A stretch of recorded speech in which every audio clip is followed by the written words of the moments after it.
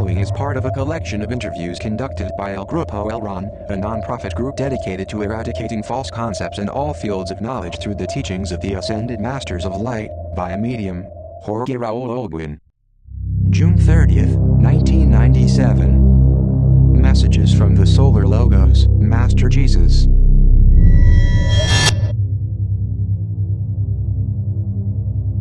Dear brothers, I am here again with all my love for all mankind, no matter their belief. I am also in great pain, feelings that overwhelm me every time I see injustice. Many people are misinformed, thinking that in our level of spiritual vibration everything is happiness. And it was already said that in plane 5 there is more pain than in the physical plane or plane 1. Why? Master, I don't understand. The reason is very simple. The incarnated being generally suffers from his shortcomings. His ego does not allow him to see beyond. Instead, we in the 5th plane, live sharing the suffering of others.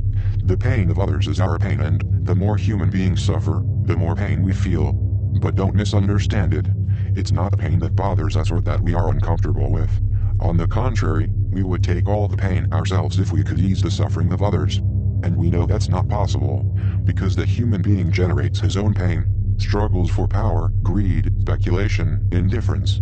Some will say, indifference is a lesser evil. And I reply, not so, because when an incarnated being ceases to be concerned about his brother, he begins to worry about himself, and there begins suffering, his own and his fellow men's, which he ignores. I feel great pain seeing so much indifference on the earth, seeing spiritual backwardness and so little cooperation amongst you as a race. On the contrary, I see such barbarism, so many fights for material possessions, and such pettiness. And above all, you don't realize how rapidly you are destroying the planet. You are causing extinction of animal species, destroying plant life, polluting waters. You don't become aware that the Earth is a world with limited surface. In this latter period, this planet has lowered its oxygen index and has raised its carbon dioxide index. You are going to produce a much dreaded greenhouse effect. You believe that your planet is limitless and you are just a tiny point in space. You must not only convey the service but also care for your world. Stop fighting for limits when the entire planet is at risk. I place much emphasis on that. This is my message today. Before you go, Master, I would like to ask, how can you, being so high in the spiritual plane, communicate with us on the physical plane? Why couldn't I do it? The aim is the highest. One is to offer a guided message to enable you to grow as human beings and rise as spirits. Part of my spirit communicates through this vessel, which is the reincarnation of John, my beloved disciple. My hope is to be understood, even by a few, and if so, my message will not have passed in vain. Master, I understand what you say, because we, from our perspective, are not understood either. Become strong in love. Do not let evil prevail, yielding to unease. Have faith in the Father, who never abandons his children. We know, Master, but here in the physical level, there are obstacles. Sometimes, we have our ups and downs in health and our finances. Even for meetings and transmitting messages, we don't have financial support from anybody. It costs a lot to convene people, as it's out of our reach and acceptable propaganda. This is very frustrating. There is something called will. Seek that inner strength, combine it with perseverance, mix it with faith, and you will achieve the desired result. Your mission is service. You can do it without neglecting your duties.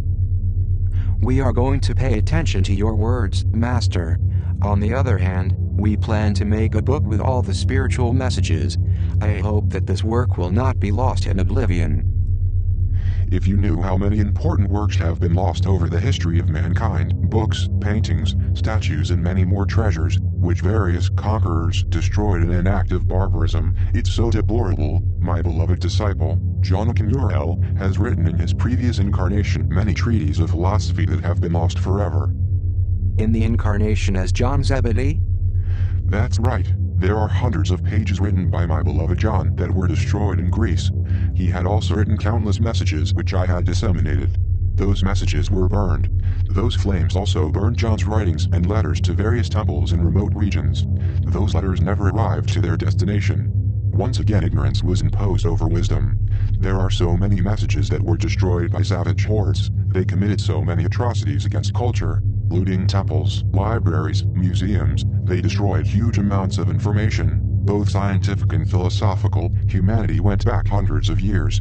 And that's not the worst, because those barbarian hordes have the excuse of ignorance, but there were religious authorities, pretending a title they did not have, who destroyed the most important material for the spiritual growth of mankind, and most painful of all is that they claimed to represent me.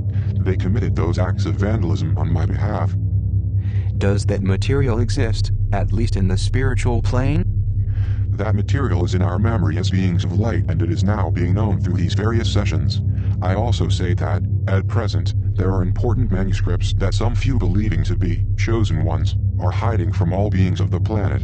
Those men who claim to be spiritual are full of arrogance. They don't listen nor take any other word but theirs.